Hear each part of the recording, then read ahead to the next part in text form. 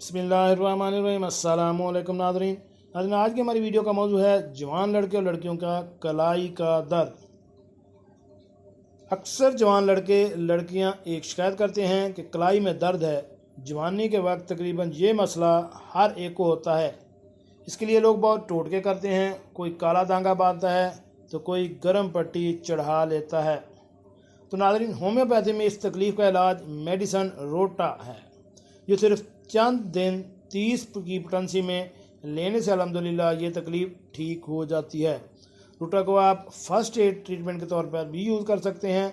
इसके अलावा अगर आपके कलाई या घुटने में मुसलसल दर्द है तो रूटा 30 की इस्तेमाल से आपके इंशाल्लाह कलाई में दर्द बिल्कुल ख़त्म हो जाएगा। इसको आप किसी भी साइड इफ़ेक्ट के बगैर इस्तेमाल कर सकते हैं।